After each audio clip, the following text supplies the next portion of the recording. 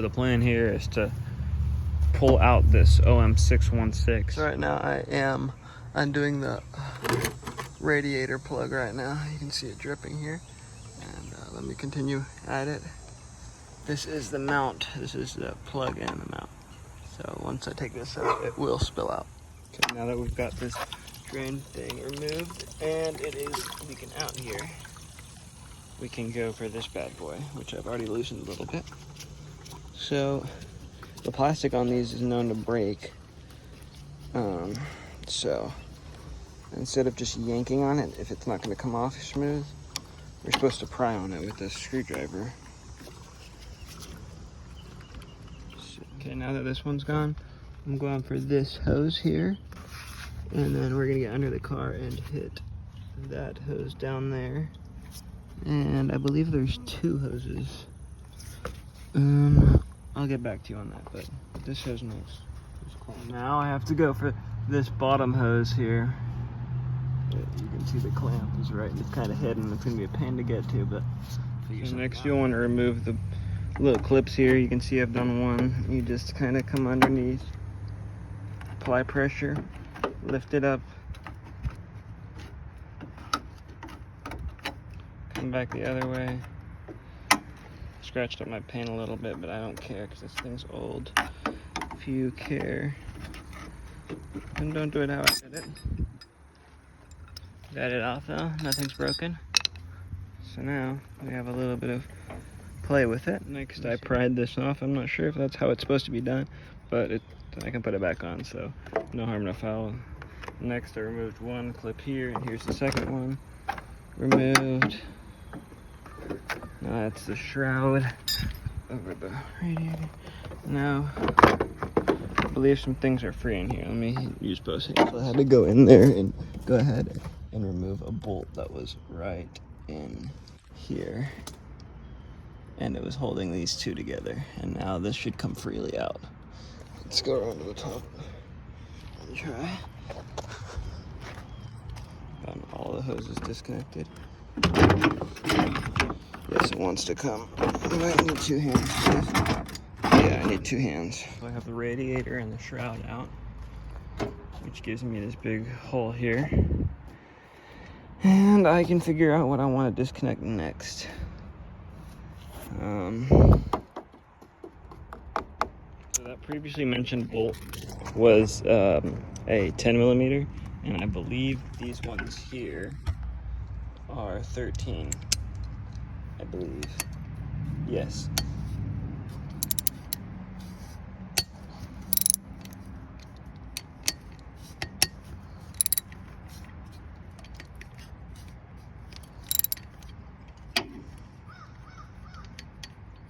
With the fan now removed, I can go ahead and get this power steering pump out of here. First, I'm going to get the belt off of here. You should loosen both of these bolts with the 13. This upper one's a pain to get to, and this lower one's better down here. And just loosen them for now. And we got one more bolt in the other side right here. We need to loosen as well. Now, I'm going to need to go in between the lines and find the tensioning bolt for this, which is, hold up, I'm having a brain fart. It might be this. I need to, now I have said belt removed. I can go ahead and disconnect these lines and get this pump out of here. So basically, this is the tensioning belt. You gotta loosen it up all the way, and you can slide this thing over a little bit, get some play in it, and take this belt off. And then once your belt's off, I went ahead and I removed these 2 hoses, and I made a mess, as you can see. That's why I'm doing it. I learn from my mistakes. Yes, I made a mistake. You can see that on the ground as well. Anyways, I did successfully get the 2 hoses off. You need a 17mm wrench for that, but I was able to get it off with this. Be careful not to strip this thing though. This just came off with the standard Phillips. So now I'm gonna try to get this last bolt off in here and then bring this thing out. I was able to remove the pump here, the fan, shroud, hose, radiator, this is gonna come out. I need to clean up my mess. Look at these hoses. It's really important not to lose this thing. And I'm gonna call it the days pretty soon. Good day's work soon, but I'm gonna clean this up as much as I'm gonna get done tonight.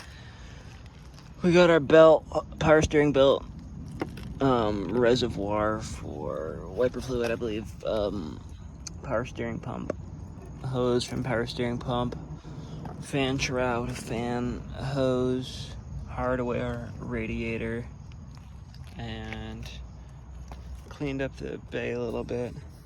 Of course, I've got more cleaning to do, but it's getting dark, and I think I'm gonna call it a quit for today and get back to it tomorrow. So I still gotta put this car back down. This one's coming off. It's a 19. Yeah, this one's also gotta come off. Okay, these two boys. So now that we've got the vehicle up on jack stands, it'll make my life a lot easier. You can see I've gone ahead and removed these two hangers right here, just with the screw bar. I had to bend this a little bit. This one rather. And then there's two more right there on either side. Got those. And then I might have wanted to start in the middle because now this is hanging. So I'm gonna put something underneath it so it's not hanging. But you guys might want to start in the middle. Anyways.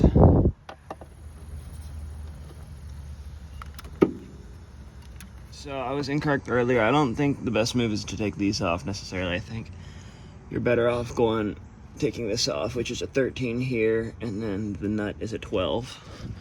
And I just used this, it worked fine. And it goes in screw, washer, then the thing, washer, and then screw. Right here from this side, as you can see here.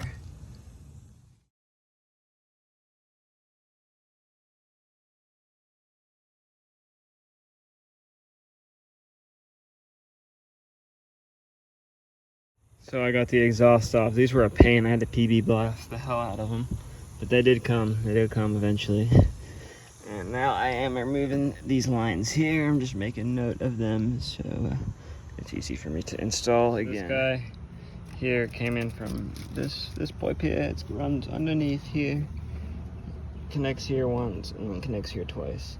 I'm going to remove it here. I am now removing the cross member. I loosened this first with a 15, remove these two, I believe also with the 15, I'm not sure, don't quote me on that, and then now I'm removing these with the 12. I've got a piece of wood jacking up the transmission from the pan, and this is basically, I'm pretty sure, just to get this out of the way so we can access these and get the flywheel flex disc disconnected. That's what I meant to say. Yep. Okay, the one with the big spacer came from this side, and the one with the little spacer came from the other side. I came from this side. Little spacer, big spacer. Don't know why. That is how it is, though. So there's a cross member bolts. So now let me see what I got. Our transmission mount's coming off. It's got two spacers, as you can see on it. A small one in the front and big one in the back. Whew. And then I have also gotten the bolts, two of the bolts off of the flex disc going into the transmission. I'm not sure if I'm gonna have to remove the other three yet or not. Probably so. So you do not need to remove the actual bolts holding the drive shaft onto the flex disc. You just have to remove the bolts holding the flex disc to the transmission if you're trying to remove it. And I have them right here. And now I'm gonna remove this speedometer cable, which is this guy, I am pretty sure it ought to be, by removing this guy, which I do not think I have the right size socket under here, unfortunately. Next I'm gonna do the shift rod linkage. To undo this, there's just a clip on the end that comes off and you undo it.